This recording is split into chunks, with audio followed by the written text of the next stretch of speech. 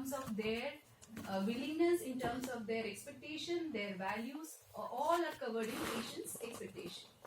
It's a practice of nursing in which the nurse make clinical decision. If you talk about nursing, nurses make clinical decision on the basis of best available clinical research, evidence, their own clinical expertise, and need and preferences of the patient. Next. So as I told you, there are three main components. The research is available, the individual clinical expertise, and the third one is values and expectation of the patient. These are the three components of evidence-based practice. Next.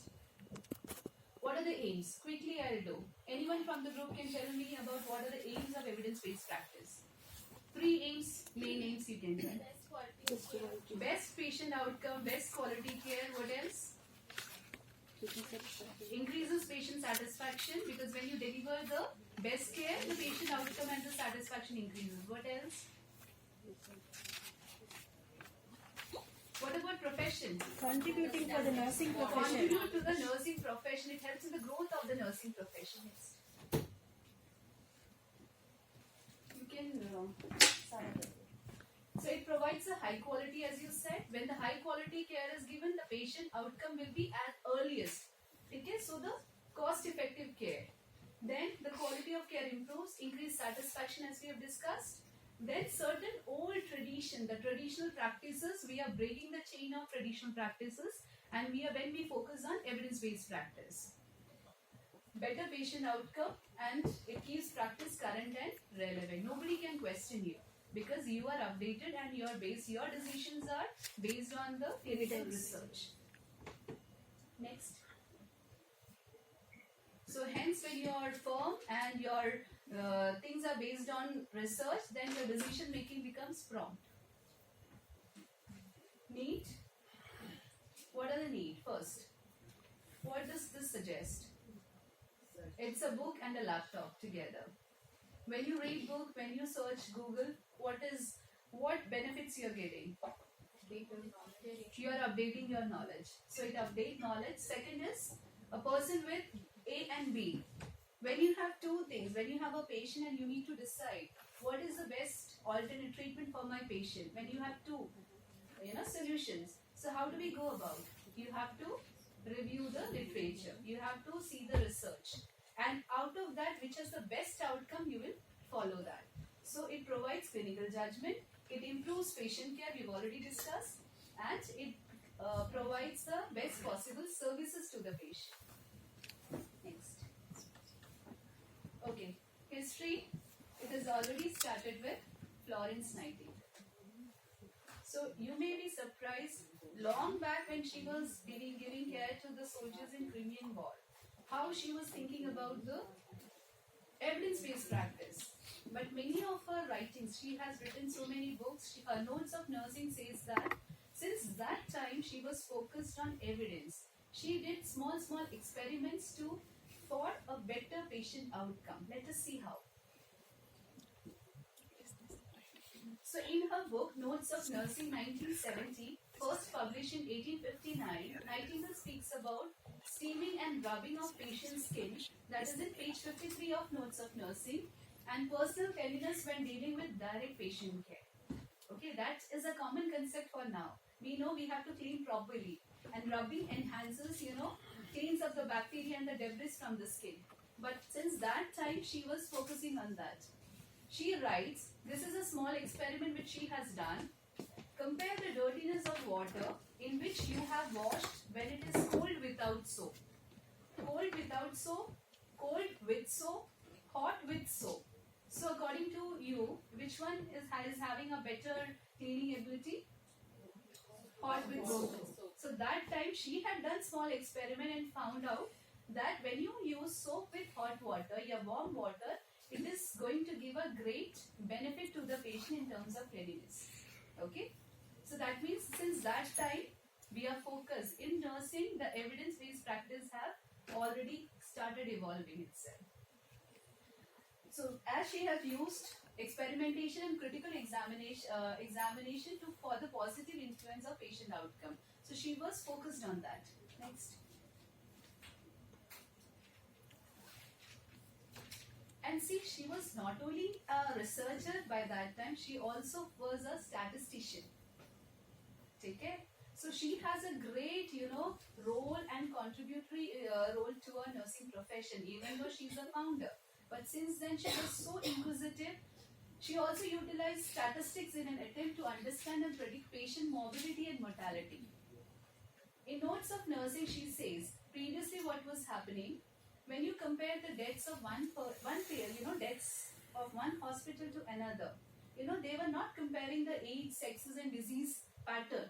But she has focused in her Notes of Nursing, which is in page number 55, she says, in comparing the deaths of one hospital with those of another, any statistics are justly considered absolutely valueless or useless, which do not give the age, sexes and the disease or all the cases. So which we are practicing now. So by that time itself, she was so much alert that these things has to be involved in the statistics. And she is a pioneer of evidence-based practice in nursing. See, because when you are not considering age, when you are not considering sex, when you are not considering their disease pattern, you won't be able to compare why the deaths are happening. So by that time itself, statisticians are a good researcher. Skill necessary for evidence-based practice. What according to you are the skills which are required for evidence-based practice?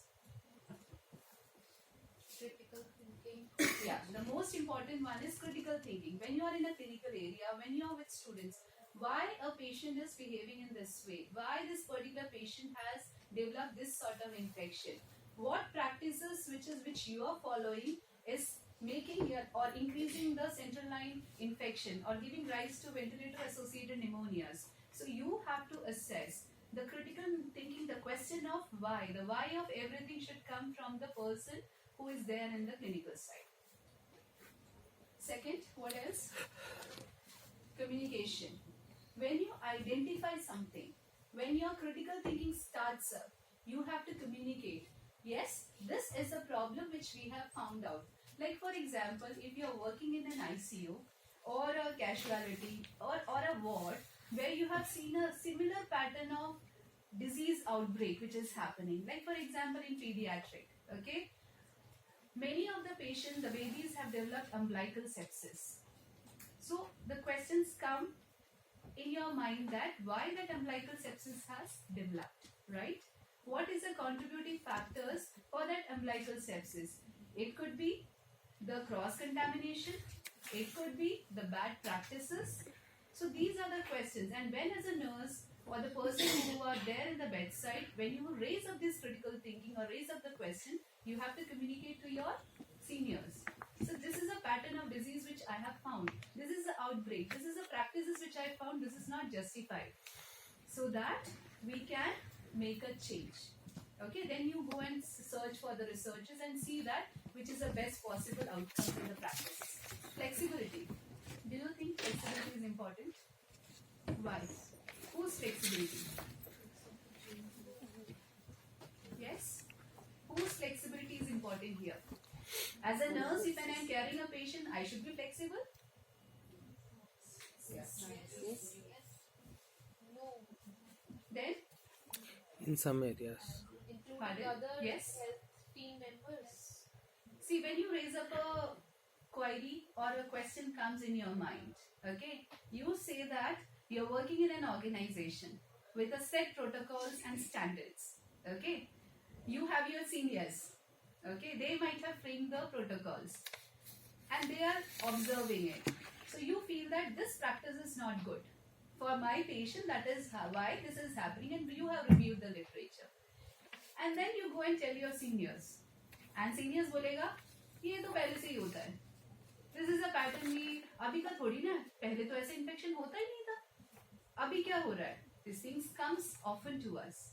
ठीक है? There are a number of times such comments are being passed कि this was not happening previously. These practices we are following since 10, 20 years, 30 years. But we should understand that sometimes we have to be flexible because your population type, your climatic changes, many things have changed up. So you have to also change up with the current trends in medicine as well as nursing. You have to get yourself updated. Assertiveness. Assertiveness is very important that yes, my patients are suffering, so I need to have a change in this practice. So when in the individual area the staffs become assertive or the in charges become assertive, then the change will happen. Otherwise, if you monotonously believe whatever others says and when you do, nothing, no change is gonna happen. Okay? Next. And as a nurse leaders, managers, we have to be assertive. Most nurses agree that EBP is most important, but how do we make it happen? I think the process is already covered. The process of evidence-based practice is covered in the first session. Yes. So what are the process? What are the steps? Next slide, please. Next. Ask, acquire. Okay? So there are 6 A's. Ask, acquire, appraise, analyze, apply, and audit. Or assess again. Okay, it is a cyclic process. Next slide. So when you see this slide, the first is assessment. Based on your assessment, your clinical judgment, you will come to a conclusion that this is not right. Something is going wrong. So you will ask question first, which converts the information need into an answerable clinical question. You will rise up with the questions. Okay? Second is acquire. What do you do in acquire? You tell me. I think this is covered, right? Yes? You will find the best evidences which is available. You will do review of literature. Next, appraise. Critically appraise the evidence for validity, impact, and applicability. You have to see whether it is applicable or not. Next, integrate the evidence into your clinical decision making. See, once you do, your step is still appraise. You have to implement also. Without implementation, it's useless. So you have to implement and then you have to reassess. You have to do an auditing, and auditing is a continuous process, whether the decisions which you have taken is apt or not, or whether it needs a modification. So it's a continuous process. Okay? Next. So certain clinical questions which can, comes into the mind. Few of them I'll jot down. Previous slide. Among critically ill patients, is controlled or open visitation more effective in reducing patient anxiety? See, we all, when you see an ICU setup, we have seen they have limited, visiting hours. And patients are enclosed in a closed chamber or a closed area where no one is there to visit. They can see their relatives like half an hour, 15 minutes, or 30 minutes in a day. So do you think, and all the phases are new. And the new means even the staff nurses remain the same, but the shift changes. Okay? But in the Indian scenario also, we hardly go and, tell them that I am your staff nurse XYZ. I am there to take care of you from this time to this time. So this again decreases anxiety. हमारे यहाँ पे ऐसा कुछ नहीं होता. We go, patient is there, lying down, we start up with our procedure.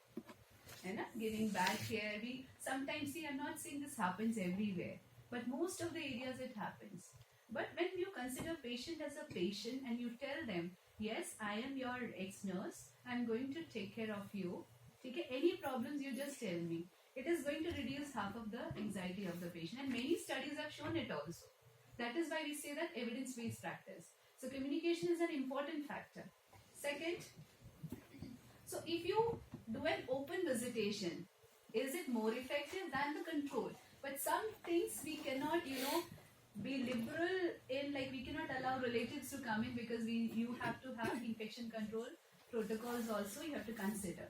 But sometimes the timings can be extended. We can have small clocks in the ICUs where patient can see the time because they are becoming disoriented to time also. There can be big windows, where the patient can see whether it is morning or night. Because we are so busy that we are not able to tell them, yeah, it's morning. Today is this day. Okay, you are in hospital. So what happens? As a result of this, they land up into ICU psychosis. After 7 to 8 to 10 days of hospitalization. So does frequent counseling sessions in ICU contribute in prevention of ICU psychosis? Okay. When patient become restless, हम क्या करते हैं? What we do? We tell to the doctor gives sedatives. Do we start with the counseling session? Do we take care of the mental support of the patient? The psychologies are the least thing which we focus on. So that has to be in the holistic care. It is a major part. Along with the physical illness, mental stability is also important. That helps contribute to a better patient outcome. Previous. Is early ambulation post-operatively leading to early discharge and better patient outcome? The previous years, early ambulation was not a prime focus. Now, as soon as you are operated, doctors emphasize on early ambulation. Why? Because it helps in a better patient outcome. Researchers have shown that if you do an early ambulation, the patient outcome and the complications are less. In noise in intensive care unit contributing to stress or anxiety, we all know yes. But when you do studies, you will come to know when you check the decibel, the sound, you put a sound measuring meter and see what is the decibel it raises. When you stand from one place to another, you call. When you get a call, your friend is standing there. How do you call? How do you call that staff nurse? Sister, please come. There is a call. But we hardly bother that. You have 10-15 patients around you who cannot sleep, who cannot eat, who are sick, mentally exhausted. So at night specifically when they need sleep, during that phase of time, when you call, shout, they are disturbed. So hence contributing to more ICU psychosis. Okay? Next. What kind of questions might the nurse manager ask? What are the factors affecting patient satisfaction? What are the factors contributing to patient safety issues like falls, medication errors, etc.? What are the factors contributing to the high staff attrition rate? Some factors it is under your control, some factors for staff attrition rate. Some factors under your control is provide a better staff-patient ratio if you have adequate staff. You provide a proper welfare condition to the staff nurses. You have a proper counseling session. Some factors which is not under your control is if they are going abroad with a better paid salary package. It is not under your control. Okay. So the things which are under your control, you study, you assess, and you have a change, and then reassess again. Okay. Next. So when you key questions to ask when considering EBP, evidence-based practice. Why have we always done it this way? So when you practice something, you have to ask, why this way only? Is there any alternative way? Do we have evidence for this particular act? Or this practice merely based on tradition, like our seniors told us, we are doing it. We tell our juniors or our students, they do it. Certain practices were like that. But we have to break all those the chains and we have to focus on evidence. Is there a better, that is more effective, faster, safer, less expensive and more comfortable way of working? That is the best alternative way which gives us the best patient outcome. We should understand the primary goal is best patient outcome. Okay? What approach does the patient prefer or the target group prefer? That is the patient's preference. That is mandatory here. Why do next?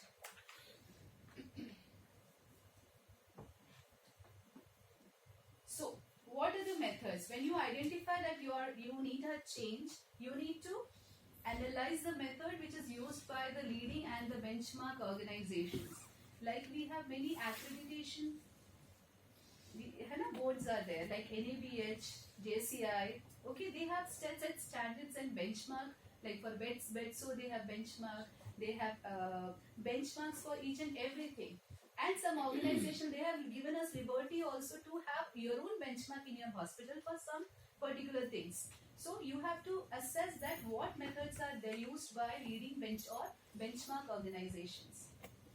And next question which comes into your mind, if you need to have a change, what are the organizational barriers which you are going to experience? Resistance you are going to experience. So that should be in your mind. So you need to tackle that also. Is there any review of literature? Are there nationally recognized standards of care? Because all practice guidelines are protocols. Because if you have a standardized protocols or guidelines for the same, then you can incorporate it. Okay?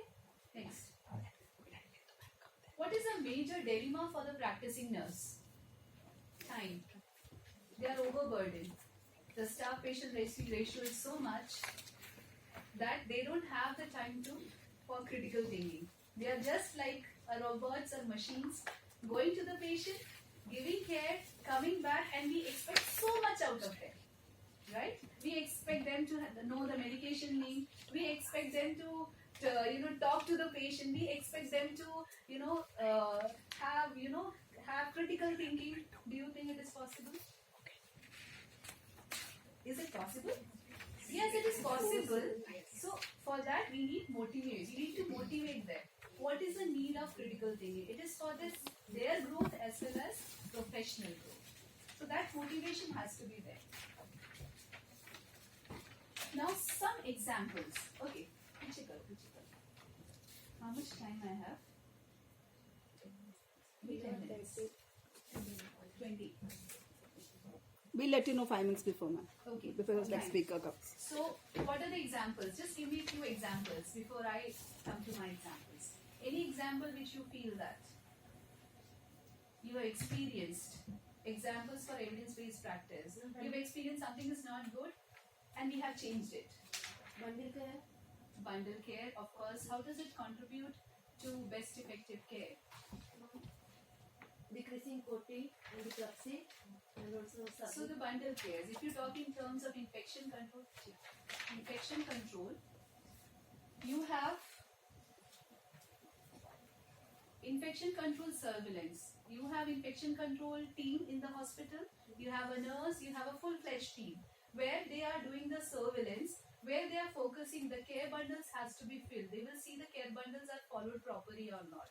What are the factors which are there in the care bundles? What are the components? Whether the line is cleaned, how many days of line, whether they are maintaining asepsis. Okay, all these things on a daily basis they are assessing. And when a patient lands up into a central line infection plus central line associated infection, they will go back and see what happened where. Okay, apart from that, following or filling that Corti bundles, central line Clepsy bundles, what they do is they also have surveillance. They have their team members who go frequently to the clinical area and observe. And they find out what is the root cause analysis they do. And then they go for corrective and preventive action, which is the important parameter for evidence-based practice. Monitoring of practices in the hospital as a whole. What practices, if you feel it's not following the compliance, you have a change. Okay? So that is only done by the surveillance. Venous stick injury